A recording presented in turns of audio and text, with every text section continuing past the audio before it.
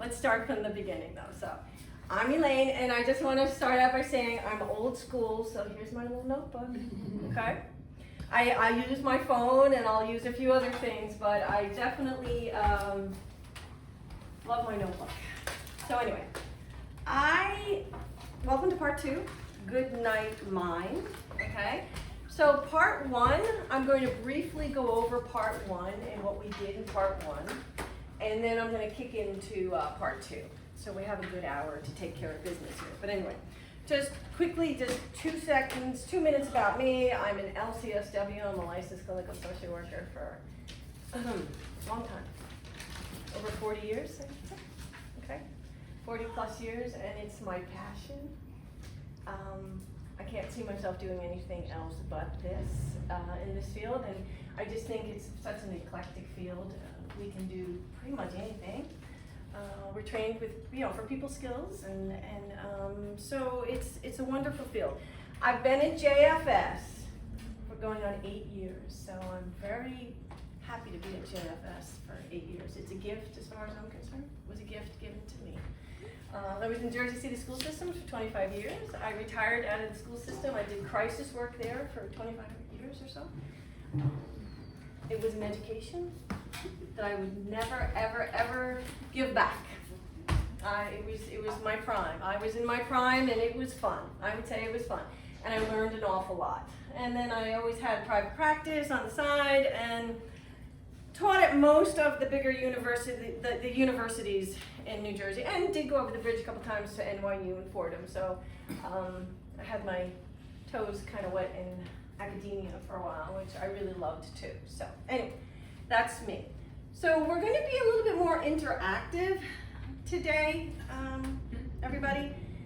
And I always start out by prefacing, if anybody is uncomfortable, nobody is going to be doing anything they don't want to do, okay? Nobody, I would never ask anybody to do anything that they don't want to do, okay? And I mean, I've learned that from being in the therapy field for over 40 years. I can't tell anybody what to do. Because, I mean, let's all face it, right? You've been through that experience before. If somebody tells you what to do, you're probably going to say, okay, I'll see you later, right? We need to empower people to do their own thing, and empower people to be comfortable with what is presented to them. Then you have a better chance of it making it work, right? Okay, so again, I'm just going to give you a quick recall of part 1, just like 10 minutes, okay? And then I'm going to kick into part 2. And like I said, with part 2, I'm going to be a little bit more interactive because we're talking about sleep, right? We're talking about sleep. I like to start out by asking, does anybody have any sleep problems here in the room? Raise your hand if you have any sleep problems in the room. Okay. Right? I think we all might have a little bit of a sleep problem, okay? But that's what I'm going to work on in part 2, okay? Change your thinking, change your life, okay? I'm just going to be very broad here. So much of the sleep process is up here.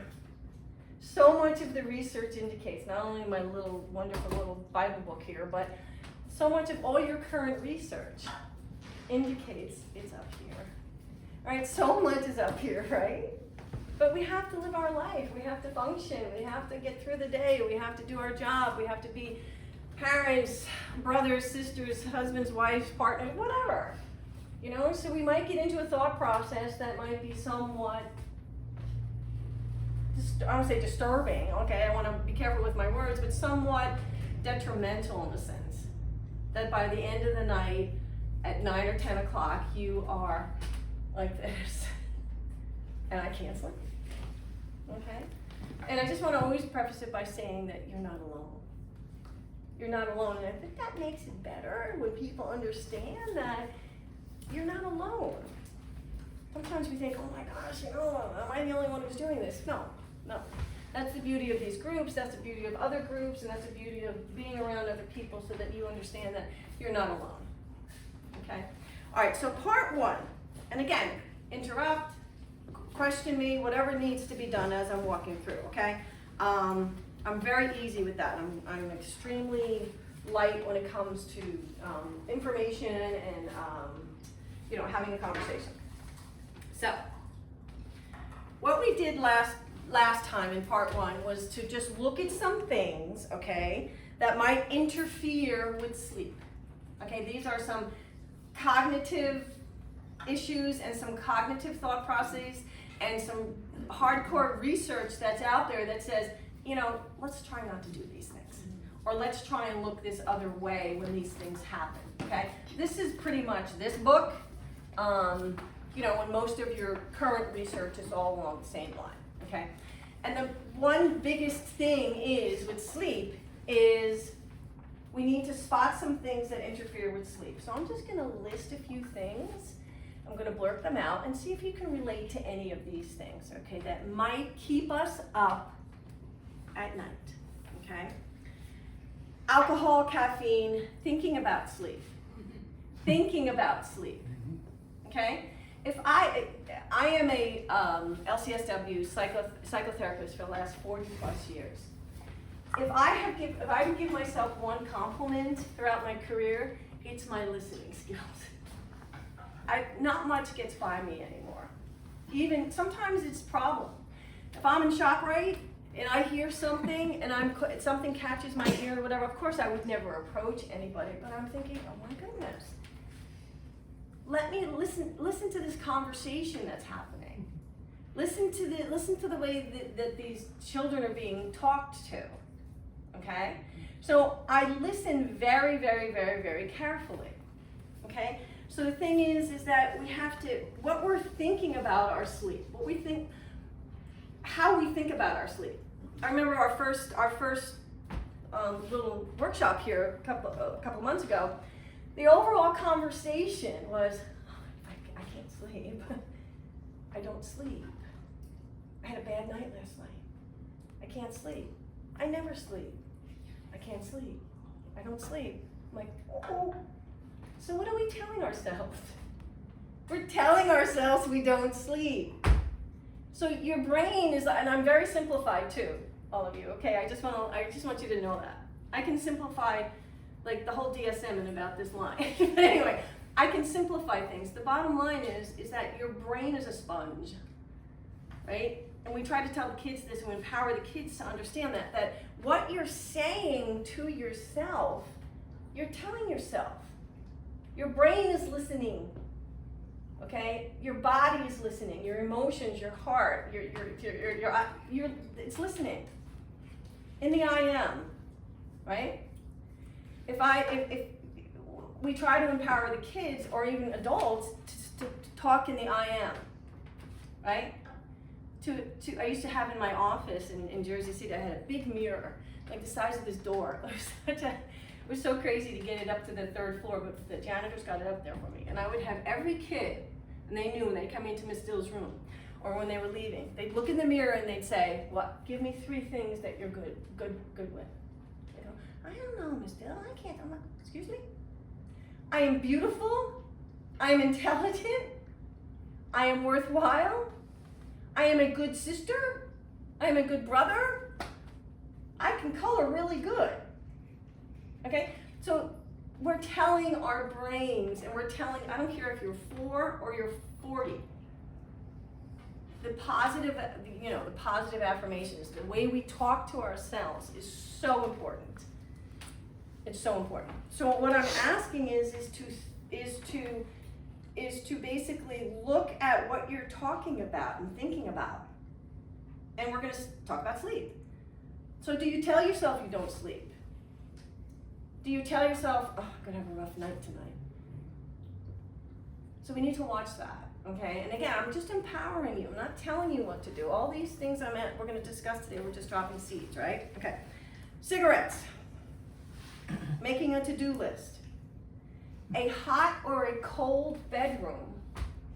Remember when part 1 we talked about, we're going over part 1. Your bedroom, where you lay your head, is really significant.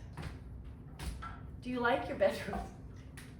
Is it a pleasant room? Does it feel good when you walk in there? mean, I'm not talking about, you know, buying $1,000, you know, $1,000 sheet set, but I mean, the point is when you lay your head in that bed, does it feel good? You're like, I really want to be here now for the next 6 to 8 hours. Okay, so it's really, really important to look at that. Medications, super important. You know, allergy season that's out there now, right? I mean, this is the first season that I've had serious allergies, and I'm not an allergy person, but I would take decongestants, right? The allergist told me to take, and you know, at 10 o'clock at night, I'd be, whoa, let's go run a 5K, you know, because of the medication. So you have to be careful of your medications, okay? And these are almost common sense. I think it's common sense, but to a lot of people, it's not. Now remember, these are things that we want to spot things that interfere with sleep. Your phone, your tablet, the TV. Honestly, they need to be left not in your room. They don't come to bed. Not only because of the bright light and all the ultraviolet light and all the lights that are connected to these devices, but what are we doing? I mean, this is like, you know, social work 101, I always used to say to my graduate students, right? You're stimulating your brain. You don't want to be stimulating your brain at 10 o'clock at night. You want to be bringing it down, right? And this is part 2. We're gonna do some, experiment with some techniques to bring it down for you, okay? We're engaging in activities in bed that you would do in a wakeful state self. Those are problematic. So we need to look at engaging in activities that you would do in a wakeful state. That's not to be done in your bedroom. Okay. How about, this is really important, and this is super, super important. How about your pillow? Do you know about your pillows? And how important your pillows are? They really, really are. Now, I do share an awful lot about myself when we do all these fun things, and my graduate students, well, to a point, they'll know it's about me, but I go to a chiropractor. I try to live the most holistic life that I can, but a chiropractor, and I got a pillow from my chiropractor, and it's magnificent. So pillows are really important for a good night's sleep, okay? And it needs to feel good for you, okay? But most important is your thought process, okay? All right, so here are the few things. I'm just gonna briefly let you know what we went over part 1, okay? Rule number 1, okay? Now again, these are rules, I'm saying rules, but again, who am I to tell you what to do? I'm just gonna have a conversation here with you, all right? So rule number 1 in part 1 was do not take a nap throughout the day. Has anyone heard that before? No. What did you say? Do not take a nap throughout the day. Has anybody heard about that before? Yes. You know, yeah, that disrupts your sleep. But research does indicate if you're gonna do a power nap, no more than 20 minutes, tops 30 minutes. 30 minutes tops, even if that. But again, with a nap, you're not doing REM sleep, correct? Right, we all know what REM sleep is. REM sleep is that rapid eye movement, that's when you're out. Your naps are like, you know, when you're getting a massage or something like that. You're in that daisy kind of a sense. But overall, the research is suggesting not to nap at all. Yes, Nancy, you have a question?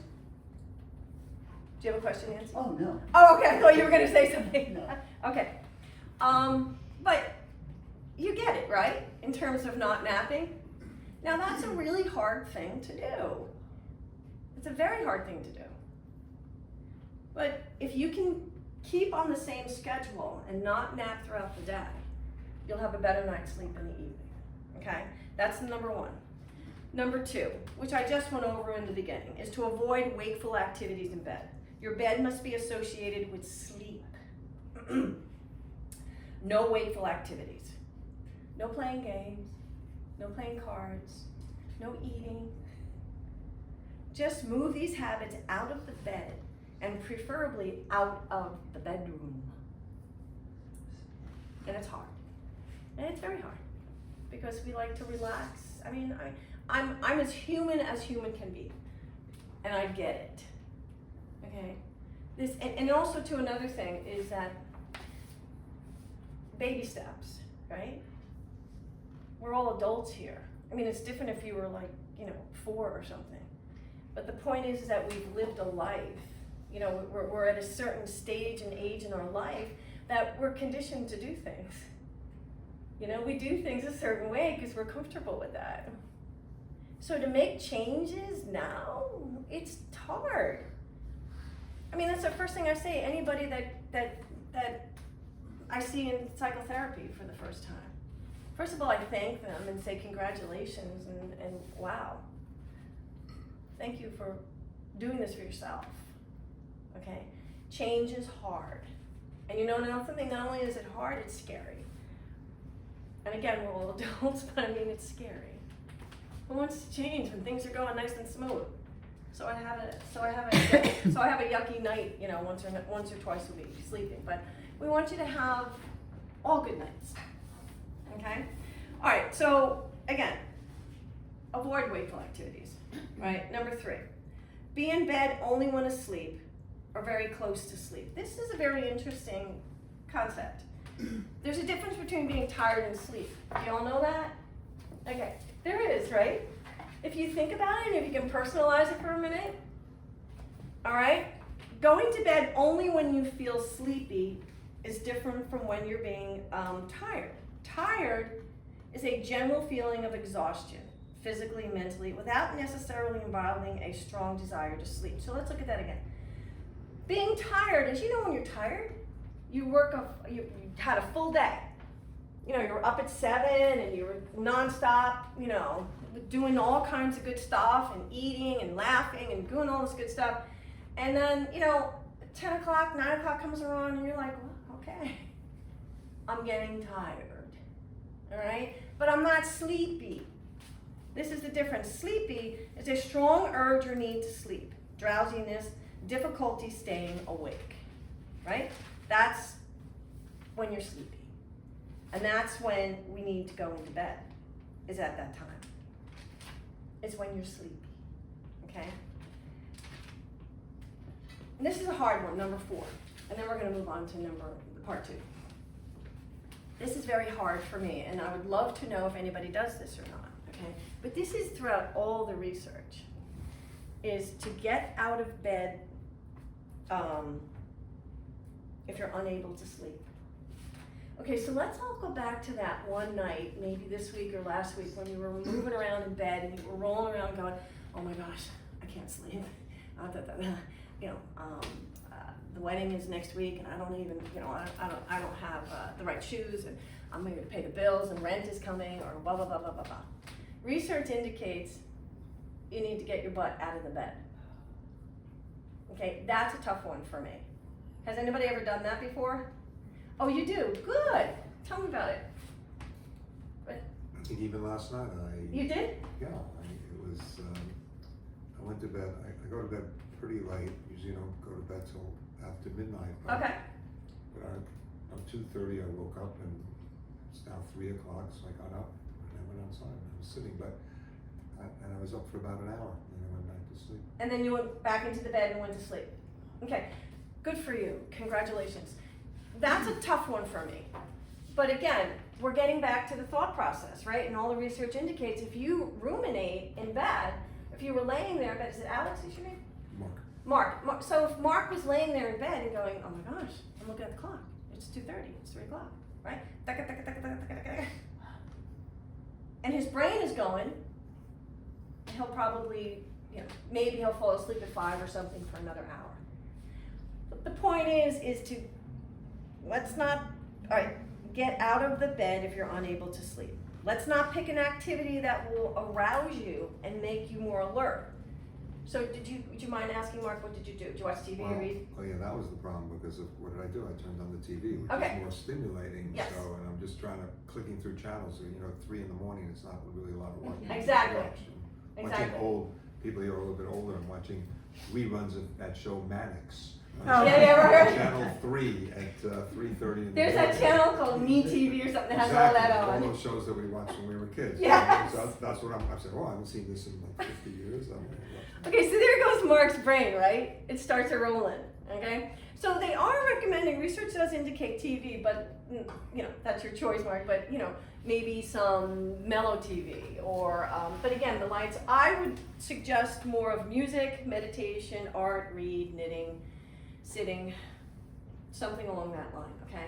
But the point is like Mark, what he did was to get out of the environment. Because it's common sense, right? Like I just mentioned, is that you're gonna start ruminating. And I always bring up Jersey City. When I was in Jersey City, I lived out of 78. It would take me I needed to give myself a good 2 hours to get into Jersey City in the morning. I became used to it. It was part of my routine, but I was up by 4 because I have animals that I need to take care of. I was up by 4. Okay, so I would look at the clock. If it was a 1 o'clock, if it was a bad night, and it was a 1 o'clock, and I was looking, I was, oh my gosh, I got to get up in 2 hours, 3 hours. How am I going to do this? And then I would get upset, right? And then it would just totally destroy, you know. And I wouldn't get out of bed then. I would lay there, and then before you know it, I would be up and I would be in Jersey City. But anyway. The point is that we are to get up out of bed if it works, okay? It may take some time to get your body, to give your brain and your body the message, like Mark was doing. Your brain needs to get the message that I'm not gonna lay here and let you basically take over and not let me sleep, right? Let's control the things that we can control. So you get out of bed and you move on out, okay? Get out of bed the same time every day. Okay, that's another one. You know, I look at this and I think, my gosh, you know, all the kids are out of school now. I bring a lot of, it was such a part of my life for, you know, all those years in Jersey City, or any school, right? Well, you can ask some of those kids to get up at 6 in the morning, 7, and the parents too. So they sleep till 9, okay? But it's a tough one. But for us as adults, to get up at the same time every day is magnificent. It will work because you know how it works? Because your internal clock will understand. It's 6:30, I'm up. So then by 10:30 or 11, it's time for bed. So you leave it alone. You let your brain and your body and your internal clock and your system take care of it. The other day, let's see, what's today? Today is Wednesday. Wednesday, thank you, Jill. Anytime. Today's Wednesday. Monday, right? Look, we have out here. It's a huge heat wave. We're having a heat wave. And I will get into it in a minute. I have animals. I do equine assisted psychotherapy also. I use the horse for therapy, which is a magnificent combination. Most animals, which we will get into in part 2, have a relaxing, meditative way to them if you let them in. Okay, some people aren't animal people, but that's their business.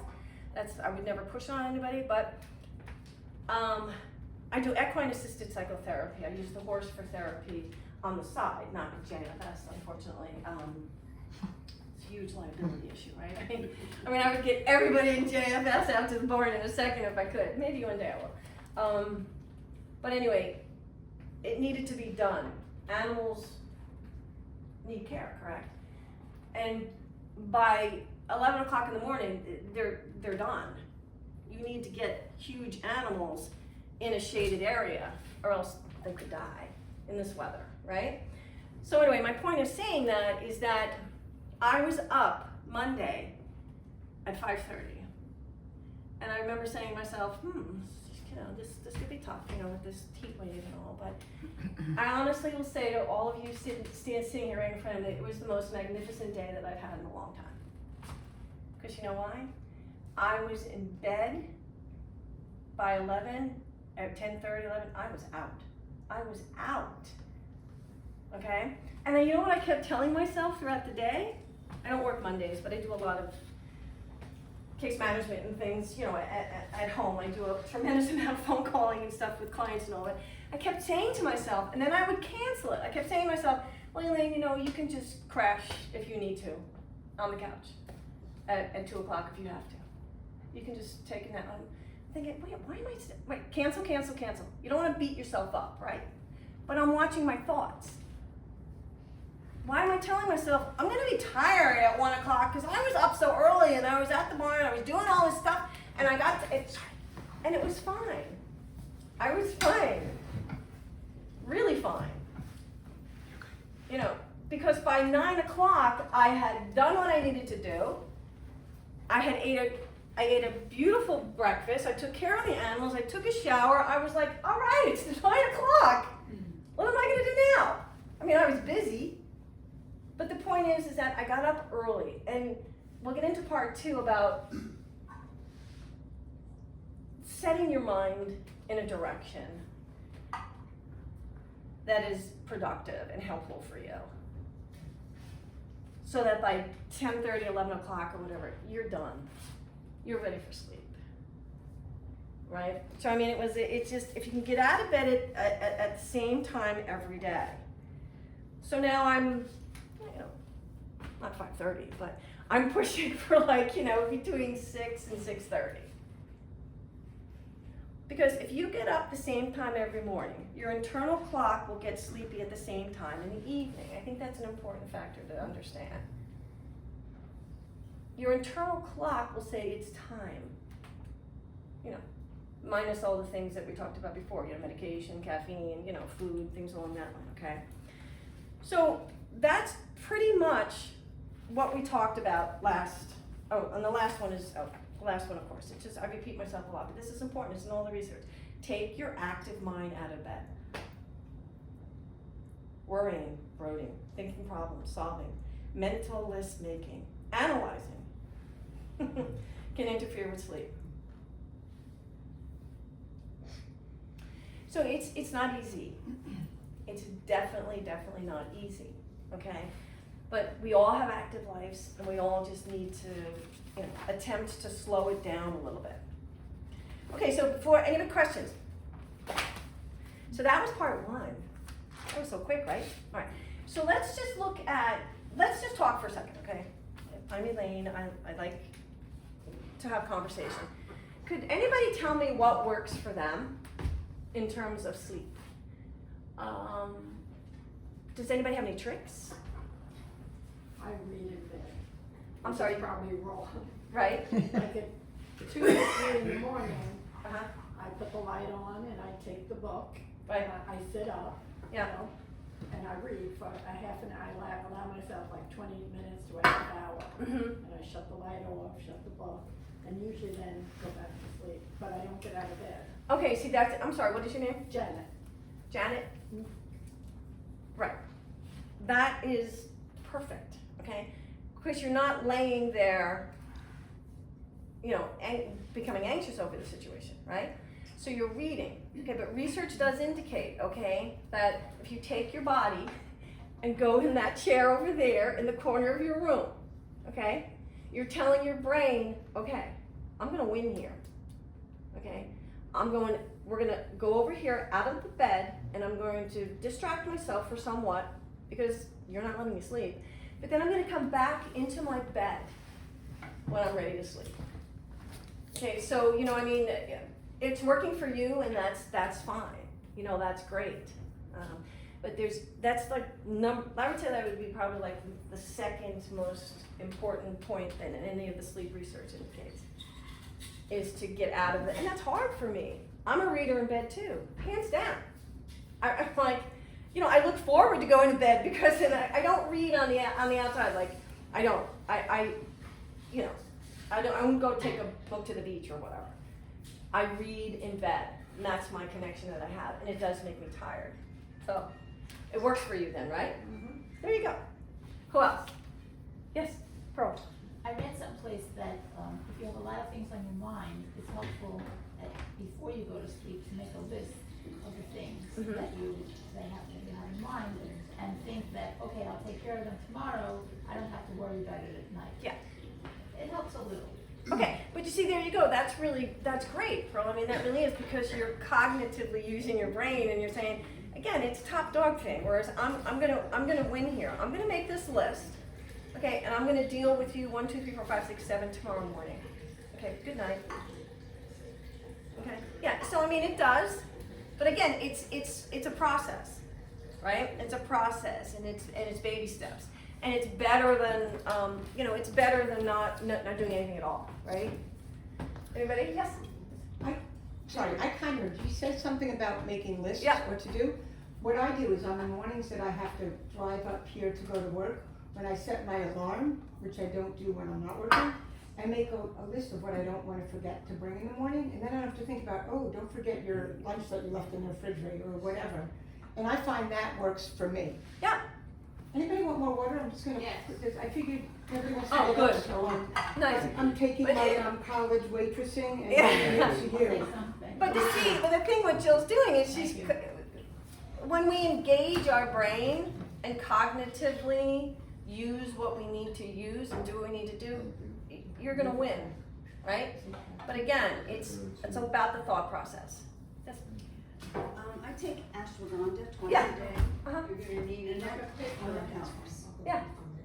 I like ashwagandha. Thank you. Yep. I know, you told us. I told you, right. I know, somebody, okay, and again, right, and Jill was so magnificent with this, to consult your physician if you're gonna be taking any kind of medication. But anyway, medication, ashwagandha is not medication, it's a natural herb. So there are a lot of natural supplements out there, you know?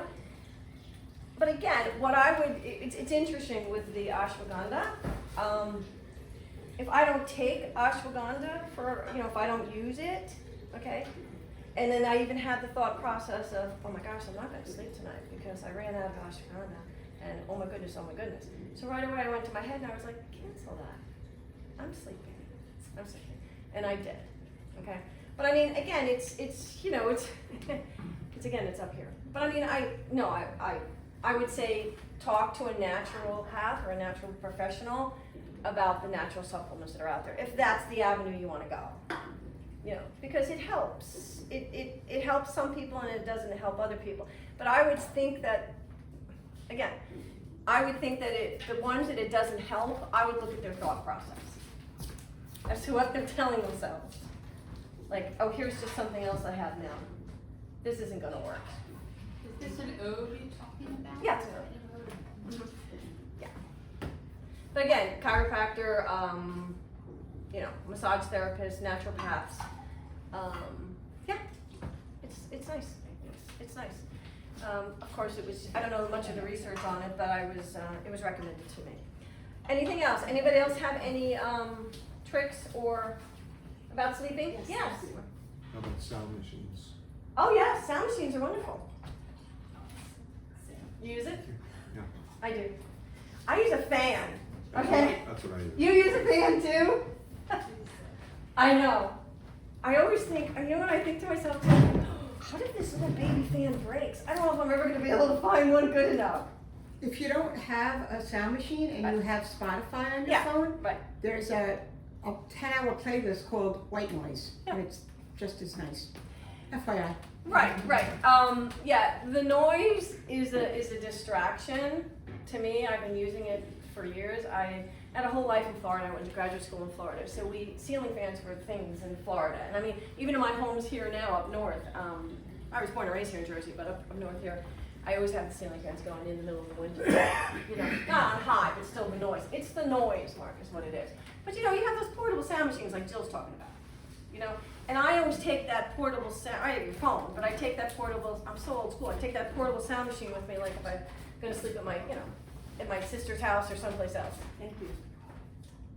You have, Nancy, good? No question? Okay. But no, it's the sound. And I mean, I would be curious, Mark, if you didn't use your fan, you don't wanna try.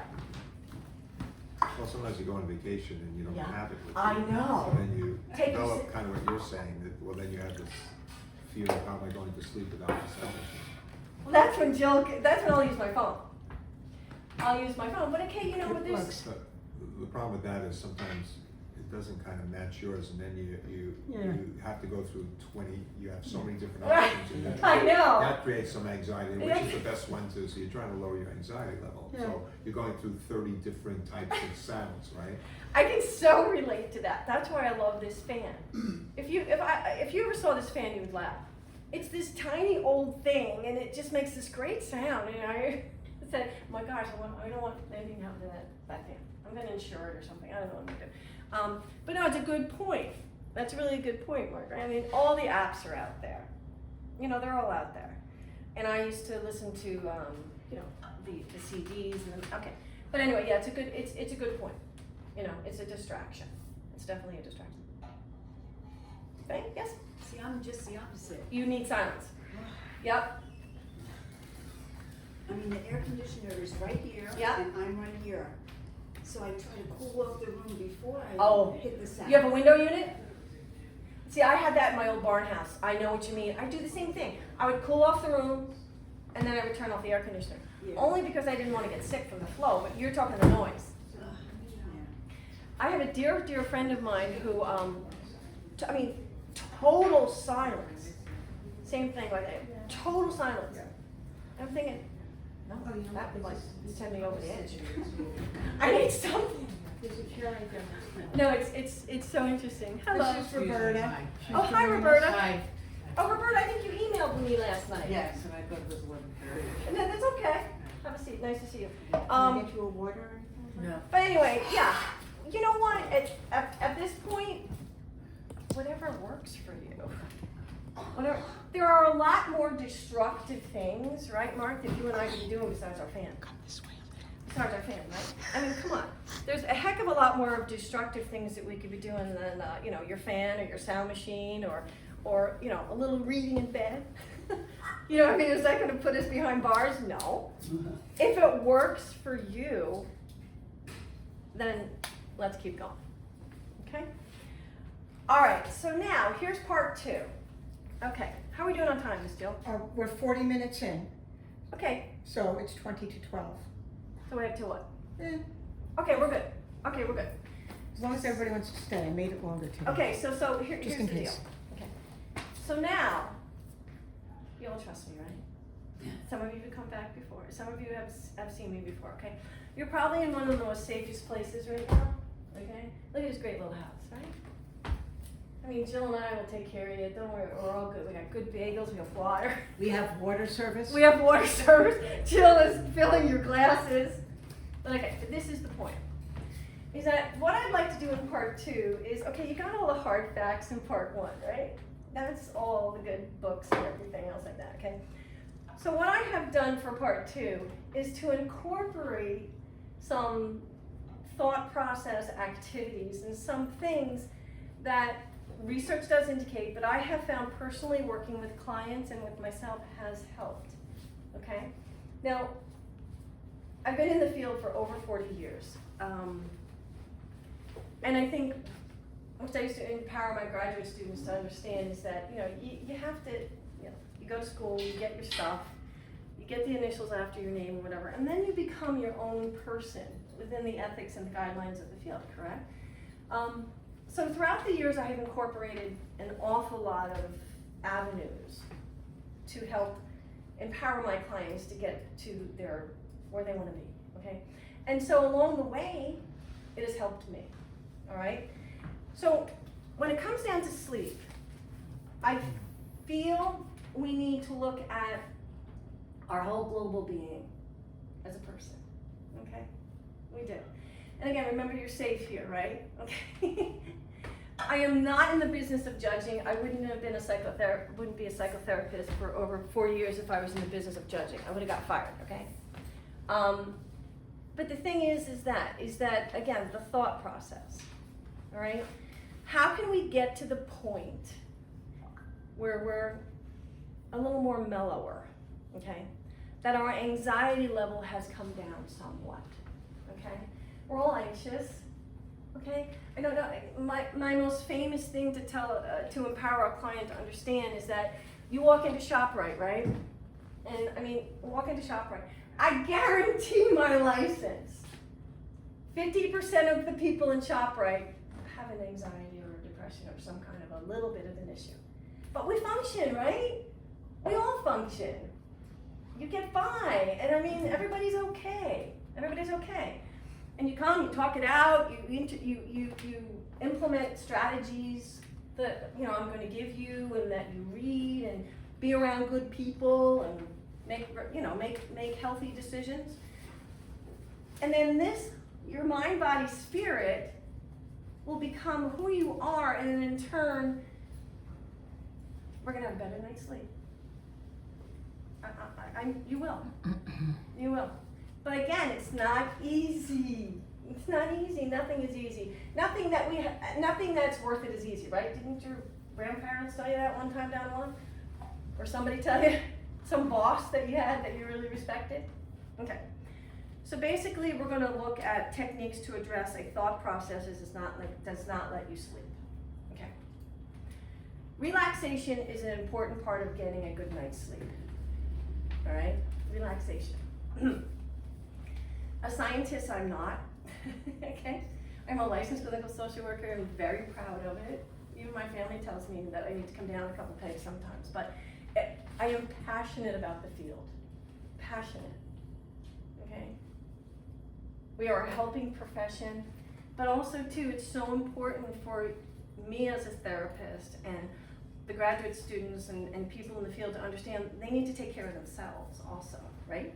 We need to take care of ourselves. How can I support and help somebody else and direct and support somebody else if I'm not helping myself, right? So, relaxation is an important part of getting a good night's sleep. I'm going to do one little scientific bit of information here, okay? But just don't hold me to it, okay? Because I'm probably saying it wrong and everything else, but I mean, it's a very important part of sleep. If anybody has a medical background, just you can help me out with this, okay? The parasympathetic nervous system, has anybody heard of that before? That parasympathetic nervous system job is to promote rest and digestion and calmness in our body, okay? Now, can you even see how I brought my voice down? Okay? And I'm seeing in some of your faces that you've just kind of come down with me. Because I brought my voice down. I'm definitely a wired person. Anybody that knows me, I'm a type A personality. And for me to come down, it takes work. But I've worked it throughout the years where I have some techniques that are research-based that will support a healthy night's sleep, okay? Parasympathetic nervous system's job is to promote rest and digest. It is completely different from the fight or flight responses, and that's your sympathetic nervous system, okay? So if you look at the two of those, and this nerve, my understanding is, okay, it's in your entire body. Like it starts at your neck and it goes down to your toes, okay? It's huge. And that is the parasympathetic nervous system, and its job is to promote rest, digestion, calmness. Now, I mean, that whole food thing, I can't wait. I'm gonna probably see if I can make that work. Jill's next speaker. Because we're not having any, I mean, I did mention food, I'm sure, in the first part, right? In terms of what you're eating. And I know that you had mentioned the ashwagandha, but also this one I have no problem throwing out, being that's the top of my head, is tart cherry juice. Has anyone heard of that one? Yeah, Mark, put that on the list. Tart cherry juice, good tart cherry juice. Tart cherry juice, okay? I'm allergic to cherries. Well, that's too bad, because man, this stuff is good. Very. You take a little bit of that, like a half a glass of that before you go to bed. Again, consult your physician. Before you take tart cherry juice. What does it have that makes you sleep? It's the ingredients in the cherries, which I'm not sure. Like turkey? Yes. What is that called? What is that? Tryptophan.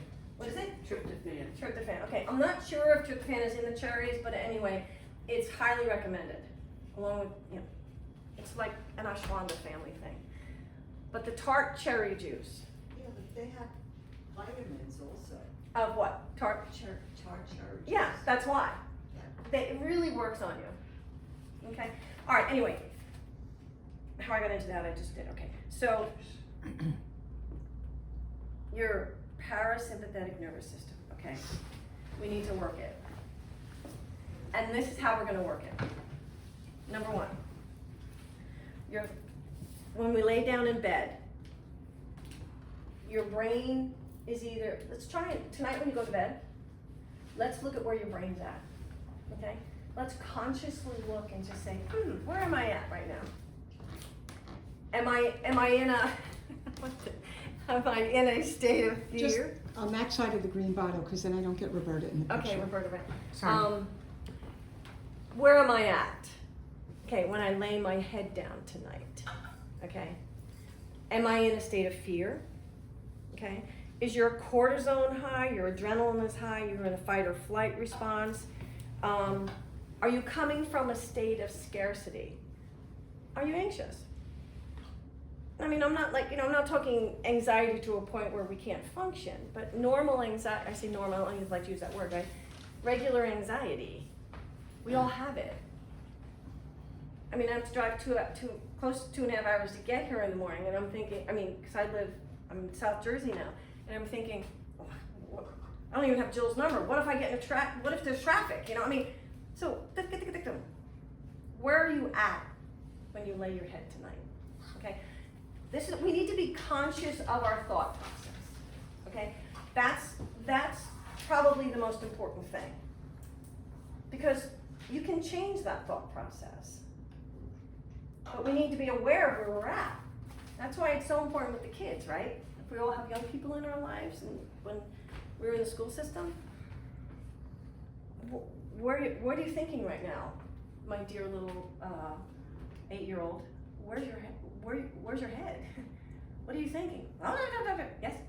You mentioned thought processes. I think one of the problems with sleeping is that we have been programmed for so long that you need 8 hours and you need 6 hours. And when I don't get 6 hours, I think, what's wrong with me? I know. But you know what? 5 hours is fine. Right. You can function. You just have to change Exactly. your philosophy about what a good night's sleep is. Oh, and do the research. And what is your first name? I can't see far that. Florence. Florence, so eloquently put, yes. I love it because, of course, the kids, I mean, do your research, okay? I don't want to be quoted on this, but as adults, you know, if we get 5, 6, 7 hours, I mean, we're going to be okay, right? I mean, depending on the individual. The kids are a different story, right? I mean, they need like 8 or 9 or 10 And hours. 5 or 6 like solid hours Hours are is better good. than 8 tossing and turning hours. Exactly. I know for exactly. me. Like when I don't think I I've can gotten make 8 11 hours minutes 4, I'm sleep like, in 10 years. Yeah, yeah. You just don't. Right, but you see, again, I love what you're saying, Florence, in terms of change your thought process. Like, oh my gosh, I didn't get 8 hours. I'm not gonna make it today, right? I mean, you know, and that's what you think. And then right away, if we could connect it back to when I first started talking about this whole process, is your brain's a sponge. So there goes your day. Just like when I got up at, early Monday to take care of what I needed to take care of in the heat, and I'm telling myself, well, I'll just take a nap. I was fine. But I was telling myself I wasn't. Probably because I just, didn't want to be at the barn at 5 in the morning, whatever. But the point is that, right, exactly. It's a very, very valid point, okay? So, when you lay down in bed tonight, let's think about where we're at, okay? Let's think about where we're at. We need to listen to our thoughts. And if you think about it, once you're laying there, it's most likely your perception. It's most likely that you have taken something out of proportion. We're gonna be okay. We're gonna be okay. You'll make it. Look how far we've come. We're human beings. We have connections. If we don't have connections, then you know where to go, right? I think JFS is one of the best kept secrets in the United States of America. We're in a little place in Elizabeth. We'll take care of you. We'll get it done, okay? But it's a matter of reaching out. So if you're in a higher level of anxiety or thoughtfulness. Let's call it like a lot of thought. I don't even want to mention the word anxiety, okay? What I'm going to ask you to do is take a breath. We don't have to do that now, but I'm going to ask you to do that later. I want you to lay in bed and I want you to take a breath, okay? And I would like you to think about what you're grateful for. What you're grateful for. Grateful. Grateful, okay? And then see again, you know, ooh, you know, my family at this point, you know, they're like, oh, here goes Elaine with all that woo-woo stuff. Well, okay, fine. Let's do woo-woo stuff. But you know what? It works. It works. Because it's going to change your thought process. So I would just like you to sit for a minute, or 30 seconds, okay? And all I'm going to ask is, I love the word number 3 for some reason. I'm going to ask some professional someday as to why I like the number 3. But anyway, I want to see if you can come up in your own brain. I'm going to give you 30 seconds. You can close your eyes if you want to think of 3 things that you're grateful for today. 3 things that you're grateful for today.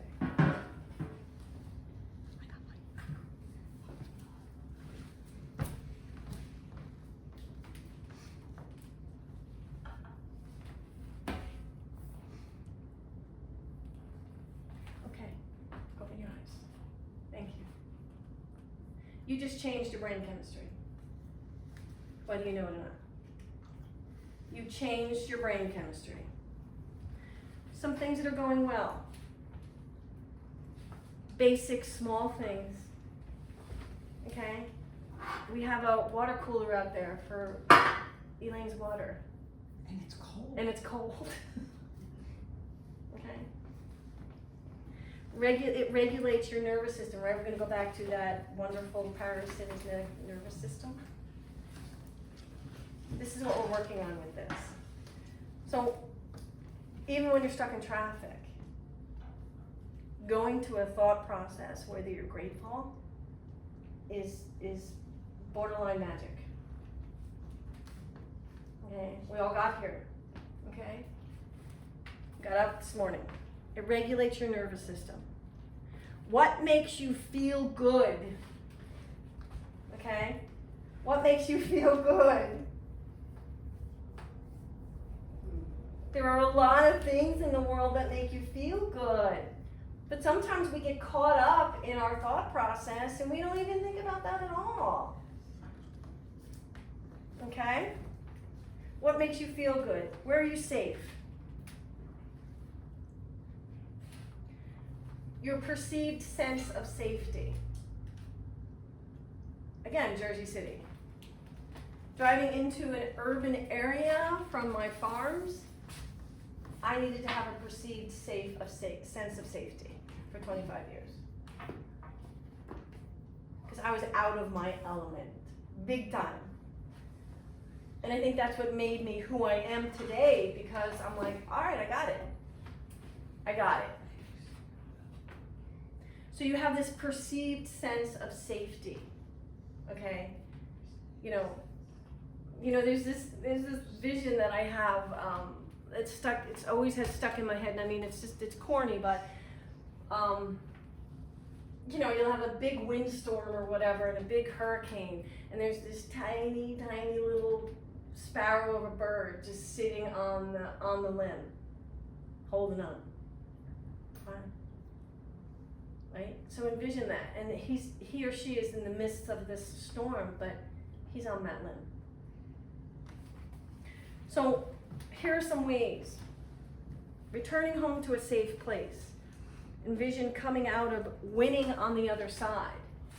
So if I have a client that comes to me and is, I always use the word like Debbie Downers. I mean, Debbie Downers, Debbie Dons, I don't care what you call them. Somebody who is so low, okay? My job by the end of that session is to attempt to get that client back up with something. You came to the session. Good for you. Look what you did. Okay? And we're going to change that thought process. Okay, woo-woo time. Hugs. Eye contact. people in our lives. 11:59 a.m. It's what? Oh, it's 10:59 a.m. It's 11:59. Okay, we have to what, 12? Well, I'll give them more than a minute. No, I extended it today, so if anybody. Okay. Can stay. Okay, so here we are, You're hugs. fine. Animals. Okay, as you can tell already, I'm a pretty big animal person. Who has animals in their life? Does anybody have any animals in their life? I had Okay. What's the unconditional love with animals? Please, don't start me. Yeah. Don't start me. Do you know that they have animals at the airport now? They have animals at the airport. They have support dogs and animals and cats and cows and, well, I don't know if they have a cow, but they had a llama at the senior citizen home. A llama! My first barn that I was at, we had llamas. They're really nice animals. But a llama was walking down the in a nursing home the other day. Okay. All right. So this is where we need to go. We need to come from a state of gratitude. Okay.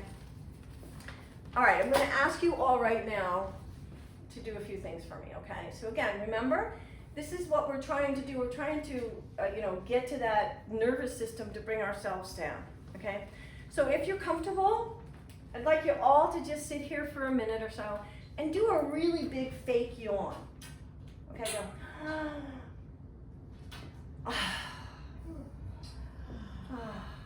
Can we do a big yawn?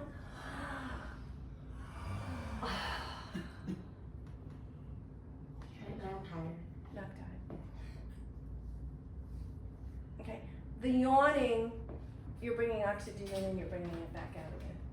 And it will automatically bring down your system. Okay? Om. Okay, I do a meditation class every Wednesday via Zoom from JFS. I would love each and every one of you to come. What time is it? 11 o'clock. Send me, I'll give you my email before we leave. Yeah. I am not, I mean, like, my practices right now have changed my life, okay? In terms of my level of angst and my type A personality. But that's me, okay? And I'm just sharing that with you all right now, okay? So, if you could all try that with me right now. One more time. Okay, what you're doing is you're vibrating in your system. Chewing. Do you know that moving your mouth, it stimulates salivation? Salivation actually feeds into our parasympathetic nervous system, that big nervous system that I told you about before. So moving your mouth, chewing gum. I'm not a gum chewer, but people who do. You know, right when you're nervous, what happens when you're nervous? You know, did anybody ever heard of Toastmasters? Yes. Okay, well anyway, back in graduate school or whatever, when I had a home, I was like into Toastmasters big time. And I cannot explain, I cannot share with you, I mean, some of these experiences that I experienced with people to get up and speak in front of people. But what happens right when people, sometimes when they get nervous, their mouth gets dry, correct? I got dry mouth. And then the whole thought process starts. But the point is that if you stimulate saliva in your mouth, it'll calm you down, okay? Shake it off. Okay, let's just do something like this. Just shake it off, you guys. You just can do this. And what it does is it just moves all of that out. Visualize it's coming out from top of your head down to your toes. Okay, so you're shaking it out, okay? Tense, then relax. Tense. Could you do that for me? And then relax. Tense. Give it a tense. Good job. You can be angry. And then release. Again, tense. Nice job. And then release. I'm going to try something with you. We're going to do a meditation in a few minutes. Okay? But in meditation, what we do with the Qigong, which I'm very involved in, Tai Chi, Qigong, is that you're going to punch out any kind of angry feeling that you have right now. We're all angry. I mean, let's face it. It's a human common thing. You're punching out, but then you're going to slowly bring in, one finger at a time, all the energy and the love and light in this room. Because this is a pretty cool group. okay? But the point is that you're gonna let it out, right? We used to tell the kids, right? Anger is great. Anger is great. It's what you do with it that's the problem, right? No, we don't beat each other's head in, you know? We don't throw chairs through the window and yell at the teacher, okay? Eye contact, connecting on an emotional level. Now remember, this is all just basically I'm giving you some ideas and some examples as to throughout the day to get you to a point where you're sleeping in the evening. So we incorporate this mind, body, spirit concept. Eye contact, connecting on an emotional level. So last time you were in ShopRite, think about this. When you were checking out, I know there's a lot of automatic stuff now and everything, and I do use them, the computers, but still I do go through the line once in a while to look at the person who's checking you out, the cashier person. How you doing? Great. How nice to see you. I don't care what it is. You have conversation with people. You make eye contact, right? Like this pasta's on sale. Did you ever have it? I don't know. The point is that you're having an emotional connection. Rest and digest, food, mindful eating. Jill's next, the presentation, that would be great. I'm gonna see if I can make that. I don't know. Rest and digest, savor your food. Let's look at your food. I'm not even gonna go there. I'm not gonna go there, okay? I'm taking a 8-hour workshop next week on food and mood. I can't wait. I love food. I grew up on certain foods, right? We all grew up on certain foods. We all eat certain ways. Food definitely has something to do with your level of anxiety, your level of mood, and if you're gonna sleep at night. My last client, I see clients late in the evening via Zoom. My last client is 8:15 to 9, and I've made them make the mistake several times. I'll come downstairs from the office, and what will I do? I'm gonna eat something. And it's not good. But I do eat now, but I've changed what I'm eating, and that helps me out tremendously, okay? Nature. I know it's hot out there. But if you could get out at least once a day. Once a day. And I feel that Monday when I was at the barn so early in the morning, I've never seen birds like that before. And I mean, we've all been around the block, right? I've been around, we've all been. I've never experienced that in the morning like that. So I was grateful that I needed to get up at that time and do what I needed to do. Nature, earthing, making direct contact with the earth. This is another thing. Okay, woo-woo Elaine, right? When was the last time you had your shoes off in the grass? This morning. There you go. Thank you. The beach, right? The beach. In the beach. People, take your shoes off when you're on the sand. Or go in the grass. Let the kids run around. Let the kids run around barefoot. Okay, like we're all sitting in the back on, oh my gosh, don't step on anything. Don't cut your foot off. Don't cut your foot off. But earthing, get involved with earth. Okay. Laughter. And then we're going to do something, okay? And then we're listening, okay. Laughter.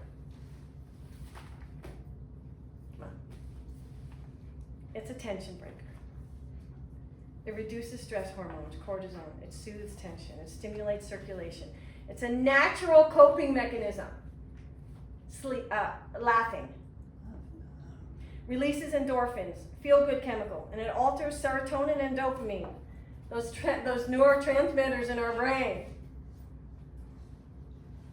Laughter. Like Mark's talking about that Me TV channel. Turn it on once in a while and have a good laugh. It'll bring you down memory lane. But not only that, but laughter. All kinds of research out there for those who are diagnosed with, medical terminal illnesses. Laughter. So, these 9 examples are just some examples throughout your day to get you to a point where you're relaxed by sleep time. Is it easy? No. If you look at your day and see if you've applied any of these, it's a hard thing to do because we all have our lives and we're all very busy, right? Okay, so I have one more thing that I would like to, one more exercise that I would like to do with you, and then we'll be done. You wanna take 5 minutes for questions, Sure. if you guys want to? Yes. Who's got questions? Take a break. Just thought I'd throw that. Good, Joe. Yeah, questions. I know it's not easy. I want you all to sleep. I want to sleep. I like to sleep. Right? I do. It's a good thing. But again, it takes work. Especially if we're at this stage and we're not sleeping. And I'm not even gonna get into the whole kid thing. I mean, that's like, you know, if the kids aren't sleeping, but we're adults, okay? And we have the power and the thought process to make some changes. Okay? All right, so this last exercise that I'd like to do with you, I'm gonna get my phone, 1 second. I'm gonna get my phone, but I would just like to also say to you that this is not mandatory in Elaine's little workshop talk here on sleep, okay? But what I would like to do for 5 minutes is to do a mindfulness meditation with you, okay? So again, I say it again and I'll say it probably before I leave, is at 11 o'clock on Wednesdays. It's just, I look so forward to that class with my friends, usually go from 11 to 11:45. And I always compliment them. What they are doing, what my friends are doing with their for their body in that 10 minutes is no prescription can do it. And again, it works for me, and I'm not saying it's gonna work for you. But if we incorporate this thought process of silence and mindfulness, it will help you overall. Okay? Now, mindfulness is a form of meditation. We don't all know about meditation and, you know, yoga or all that other good stuff. Yoga is a different thing, but still yoga is wonderful too. But mindfulness is silence. And I've had many people say to me, I can't do that, Elaine. What? You're gonna ask me to sit still for 2 minutes? And I'd say, well, okay. Can you give me a minute? 1 minute? Okay, I'm not asking you for, oh, thanks, Sue. Can you give me like, 30 seconds? So, my suggestion is to start slow, okay? And if you're uncomfortable, then you stop. You open your eyes and say, I'm not gonna do this anymore, okay? There is an amazing radio station out of Temple University. It's their public radio station. It's called WRTI. And where I live right now, I have it on all day long. So I see clients, and it's a classical radio station. But they play jazz at night, I think, just to keep themselves going, right? Because all the classical stations are closing down or are folding. They have a 1 minute. They have a meditation at 11 o'clock. It's magnificent. Okay. So this is what I'm going to ask you to do, okay? Okay, good. I'm going to ask you to sit for probably 3 minutes tops, okay? 5 by the time we're done, all right? So I just want to give you a few helpful hints, okay? Most people, when they sit in comfort like this. They sit in comfort, okay? If you want to last in mindfulness meditation, there is a proper way of sitting. And you'll think, Elaine, that's crazy. But the point is that it's in terms of your body's structure, it works. So again, if you're uncomfortable with this, don't do it. But I'm gonna ask you to sit with your feet flat on the floor, okay? Your butt bones, your two sit bones are flat, are on the chair, okay? Your hips, this is your core right here. This is the command center of your body right here, okay? Even when I lift up my glass of water, my cup of water, I use my core. If everybody used their core instead of their lower back, you would have no more back problems. So you're projecting that hip forward, okay? You're projecting your hips forward. Your feet are flat on the floor. Your shoulders are relaxed, okay? Now, your palms, being that you're sitting, can either be right, like up towards the heavens this way, or down on your thighs, exactly, okay? And envision that you have a small fruit, an orange, a lemon, an apple under your neck, on your chin here. Now I'm not suggesting that you do this to hold the fruit, but just envision that fruit right there under your neck. It's gonna align your spine.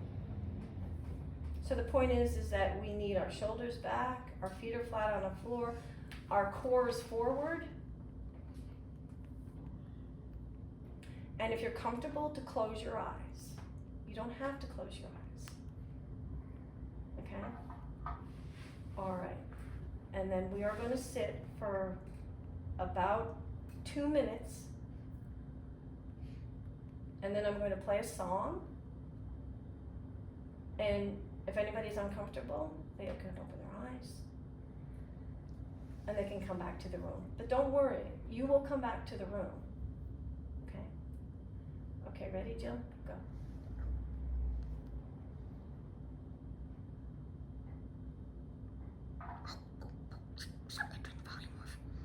I need you to breathe. Breathe in through your nose.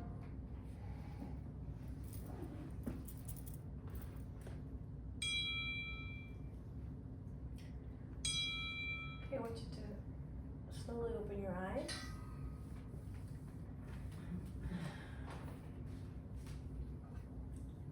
Just take a deep breath in. Breathe in through your nose, and if those that are still sleeping, if you want to, in through your nose, out through your mouth, in through your nose. Just take our arms, there you go, up over our head. There we go. Everyone's back to the room. Nice up. Stretch up, wake up those arms. Good. Nice. Okay, so as we end, we tap our way out of here, okay? Tapping is a form of acupuncture. Basically what's happening when you tap is that if you are sore in any particular area, okay, you want to tap in that area. Does it make sense? Does it not make sense? But the point is that what you're doing is you're bringing energy to that area. So say, for example, you have a shoulder that's hurting. You want to tap up on that shoulder. So we just tap out of here. We do a few things. Arm out nice and straight if you're comfortable, okay? So you're going to take an open hand or close, and you're just going to start, give it a good tap all the way down. Tap that arm. Now come on back up. Tap it up. Nice. Excellent. Perfect. Come on back down. Perfect. And now come on back up. Other arm out. Good tap. Okay, you're stimulating, what you're doing is you're stimulating all that good stuff in your arms. If your elbows hurt, stay at the elbow for a minute. Now come on back down. Great. Across the chest. Give yourself a nice pat on that chest all the way across. Nice. Excellent. Nice. Tap, tap, tap, tap, tap, tap, tap. Okay? Top of your head, your crown chakra. Maybe you'll feel a tingle or so on the top of your head. Okay, use the top of your fingers. It's just envision it all coming down all the way down your body, correct? Okay, one more and then we're done. Okay, like we were doing before, this is punching with an angry fist. And if you ever saw my small little, my petite Qigong instructor do this, you would be floored, okay? She could probably hurt somebody very seriously if she wanted to, but she doesn't, of course, because it's a form of meditation. So basically what you're doing is you're taking your hand, right, and you're punching out as hard as you want to punch, okay? You punch out, and then one finger at a time. 1, 2, 3. You're specifically coming back in with the other hand. Okay, ready? And punch out. 1, 2, 3, and, okay, punch out. And you can make an angry face if you want. She makes the angriest face. And then you come in 1 finger at a time, and you're punching out, and then you're bringing back in all this excellent energy from each other. Okay, great. All right. Thank you so much, everyone.